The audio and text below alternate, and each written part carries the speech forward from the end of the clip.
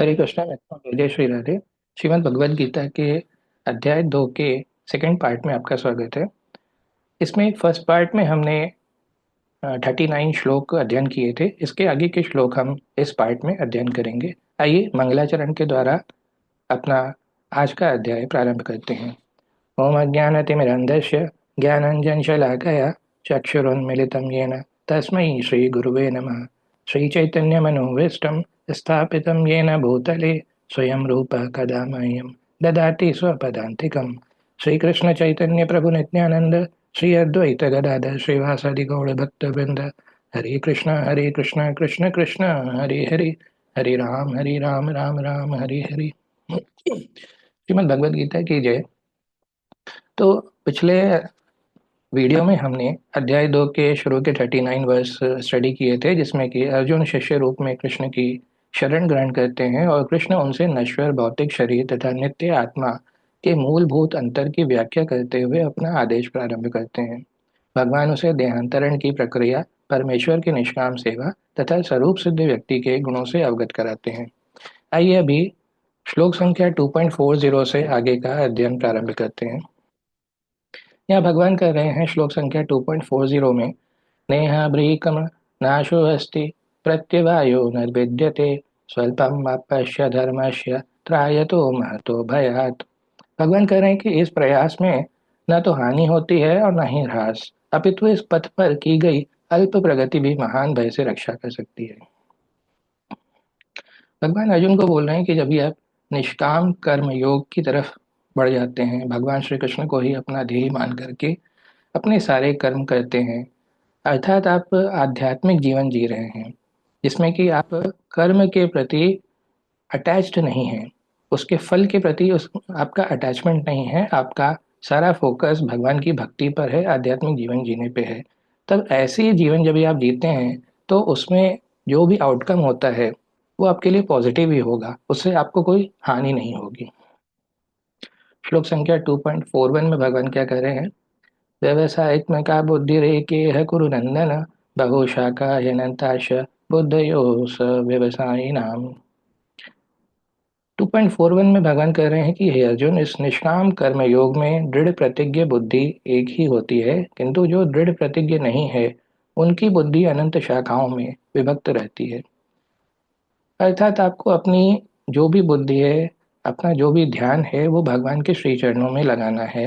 भगवान श्री कृष्ण को ही अपने जीवन का सेंटर बना करके अपने सारे कर्म करने हैं। जब आप इस तरह का जीवन जी रहे हैं तो उसका जो भी आउटकम होगा वो आपके लाइफ में पॉजिटिव वाइब्रेंस ही लाएगा। जबकि अगर आपका ध्यान भगवान श्री कृष्ण के श्री चरणों में नहीं है, आप भौतिक चीज़ों की तरफ भाग रहे हैं, तो at the end of the episode उसके आखिर में जो भी आउटकम होगा वो आपके फेवर में हो सकता है नहीं हो। इसके बाद भगवान कह रहे हैं कि हे प्रताप पुत्र, अल्पज्ञानी मनुष्य वेदों के उन अलंकारिक शब्दों के प्रति अत्यधिक आसक्त रहते हैं जो स्वर्ग की प्राप्ति, उत्तम जन्म तथा ऐश्वर्य आदि की प्राप्ति के लिए अनेक सकाम कर्म फल की विविध क्रियाओं का वर्णन करते हैं। इंद्रिय तृप्ति और ऐश्वर्य में जीवन की कामना के कारण वे कहते हैं कि इससे बढ़कर और कुछ नहीं है। अर्थात जो भौतिक लोग हैं वो भौतिक चीज़ों के प्रति आसक्त होते हैं, जो आध्यात्मिक प्रवृत्ति के लोग हैं उनका भगवान के श्री चरणों के अतिरिक्त और कोई दूसरा प्रयोजन नहीं रह जाता है। अगला श्लोक 2.44 जैसा आप स्लाइड पे देख सकते हैं, भोग ऐश्वर्य प्रसक्ता नाम तया प्रहित चेतसाम व्यवसायित्मिका बुद्धि समाधौ न विधीयते। भगवान कहने की जो मनुष्य इंद्रियों के भोग तथा भौतिक ऐश्वर्य के प्रति आसक्त होने से ऐसी वस्तुओं से मोहग्रस्त हो जाते हैं, उन मनुष्यों में भगवान के प्रति दृढ़ संकल्पित बुद्धि नहीं होती है। वही चीज वापस बोल रहे हैं, लस्ट एंगर ग्रीड। जब भी आप इन सब चीज़ों के पीछे भागते हैं, जब भी आप भौतिक चीज़ों के पीछे भागते हैं, तो आपका ध्यान भगवान की सेवा में नहीं लगेगा। ऐसे लोग जीवन में पतित होते हैं और वो आध्यात्मिक जीवन में कभी सफल नहीं हो पाते हैं। 2.45 में भगवान कह रहे हैं, त्रैगुण्य विषय वेदा नृस्तैर्गुण्यो भवार्जुन निर्द्वंद्वो नित्यसत्वस्थो निर्योग क्षेम आत्मवान। भगवान कह रहे हैं, हे अर्जुन, वेदों में मुख्य रूप से प्रकृति के 3 गुणों का वर्णन हुआ है, इसलिए तू इन 3 गुणों से ऊपर उठ, हर्ष शोक आदि द्वंद्वों से रहित तथा सुरक्षा की सारी चिंताओं से मुक्त आत्मपरायण बन। जैसे कि हम जानते हैं कि भगवान का जो नेचर होता है वो ट्रांसेंडेंटल होता है। वो भौतिक जगत के जो भी सत्वगुण रजोगुण तमोगुण हैं इन समूह के ऊपर होता है। तो भगवान अर्जुन को भी इसी मार्ग पर चलने के लिए कह रहे हैं। वो कहते हैं कि आप ये सभी जो सत्वगुण रजोगुण तमोगुण है, जैसे आप एक साइड में पिक्चर देख सकते हैं कि 3 कन्याएं हैं, वो मनुष्य को किस तरह से धागों में पिरोती हैं, कैसे उनको नचा रही हैं। इसी प्रकार से जो 3 मोड्स ऑफ मटेरियल नेचर होते हैं वो हमें प्रभावित करते हैं, परंतु हमें उन सबसे प्रभावित नहीं होना है, भगवान की भक्ति में खुद को लगाना है। जब भी आप इस प्रकार से इन सभी 3 मटेरियल मोड्स ऑफ नेचर से विरक्त होकर के, उनसे ऊपर उठ करके, हर्ष शोक आदि द्वंद्वों से रहित हो करके भगवान के श्री चरणों में ही अपना ध्यान केंद्रित करेंगे, अपने सारे कर्म करेंगे, सारी चिंताओं से मुक्त हो जाएंगे, तभी आपको भगवान की भक्ति प्राप्त होगी। 2.46 में भगवान कह रहे हैं, यावानर्थ उदपाने सर्वतः संलुप्तोदके तावान सर्वेषु वेदेषु ब्राह्मणस्य विजानतः।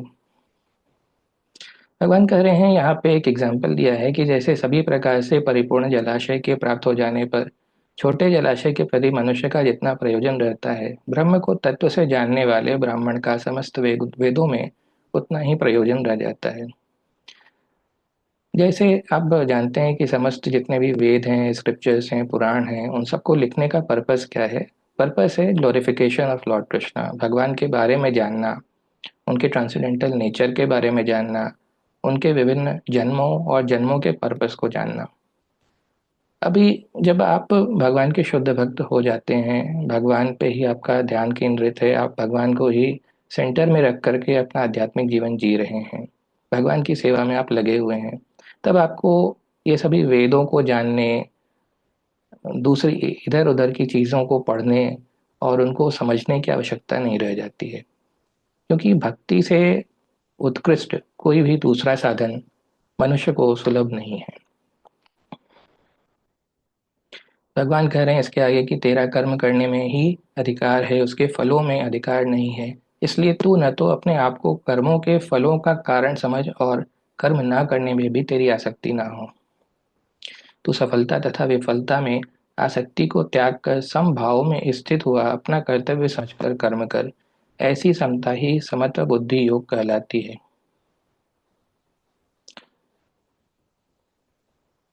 जिस समय में तेरी बुद्धि मोह रूपी दलदल को भली भांति पार कर जाएगी, उस समय तू सुने हुए और सुनने योग्य सभी भोगों से विरक्ति को प्राप्त हो जाएगा। अर्जुन भगवान से कह रहे हैं कि हे केशव, अध्यात्म में लीन स्थिर बुद्धि वाले मनुष्य का क्या लक्षण है? वह स्थिर बुद्धि मनुष्य कैसे बोलता है, किस तरह बैठता है और किस प्रकार चलता है? ये एक दूसरा खंड भगवत गीता के दूसरे अध्याय में प्रारंभ हो गया है, जिसमें कि हम स्थित प्रज्ञ पुरुष के लक्षणों का अध्ययन करेंगे। इसमें अर्जुन ने भगवान से प्रार्थना की है कि जो स्थित प्रज्ञ पुरुष होते हैं उनका किस प्रकार का आचरण होता है, इसके बारे में जानकारी दें। अभी भगवान क्या कहते हैं कि हे पार्थ, जब मनुष्य मनोरथ से उत्पन्न होने वाली इंद्रिय तृप्ति की सभी प्रकार की कामनाओं का परित्याग कर देता है, जब विशुद्ध हुआ उसका मन आत्मा में ही संतोष प्राप्त करता है, तब वह मनुष्य विशुद्ध चेतना में स्थित स्थित प्रज्ञ कहा जाता है।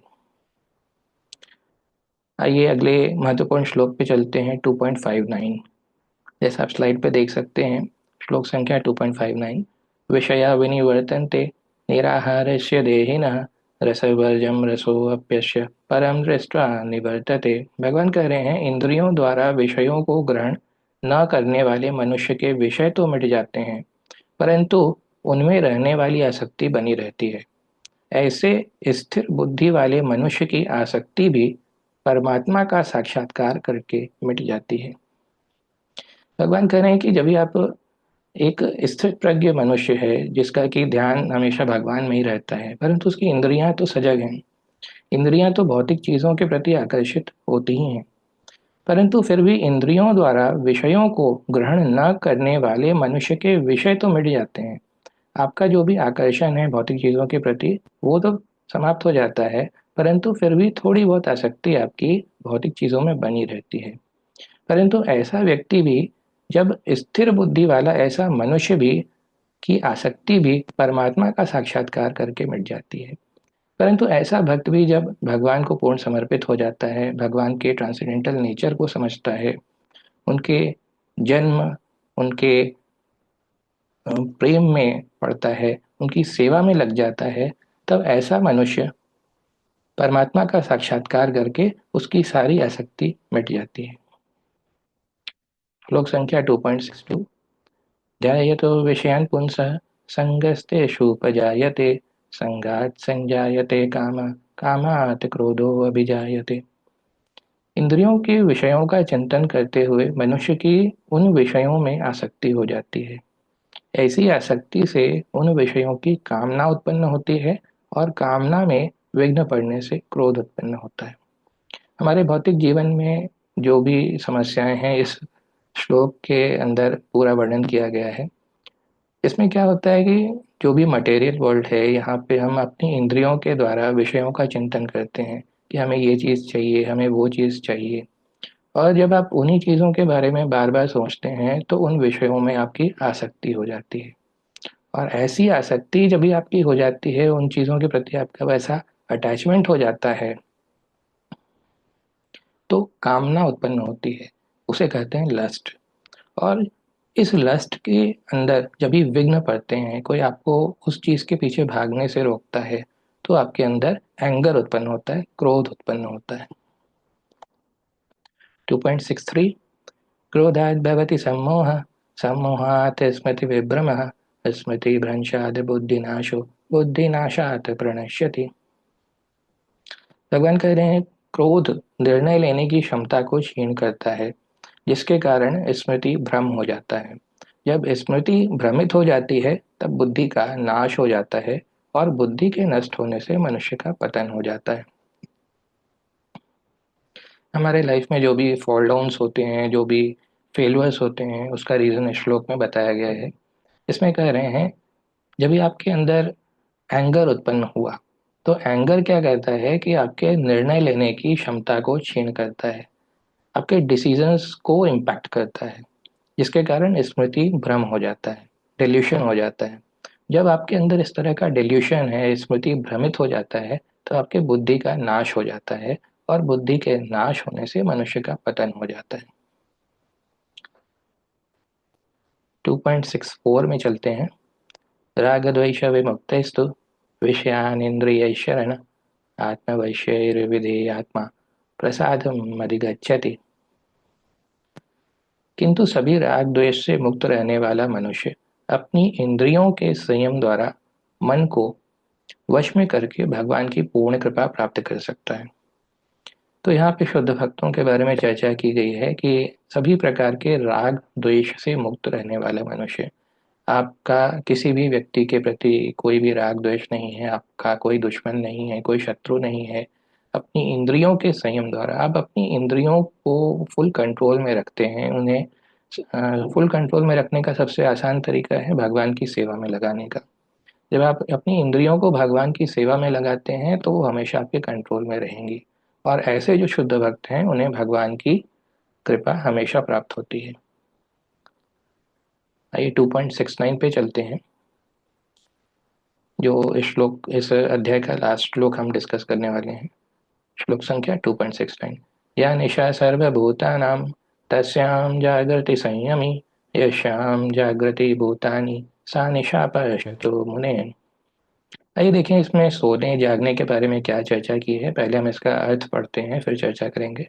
जो सभी प्राणियों के लिए रात्रि के समान है, वह बुद्धि योग में स्थित मनुष्य के लिए जागने का समय होता है, और जो समस्त प्राणियों के जागने का समय होता है, वह स्थित प्रज्ञ मुनि के लिए वह रात्रि के समान होता है। बहुत ही इंपॉर्टेंट बात कही है, आइए इसको चर्चा करते हैं।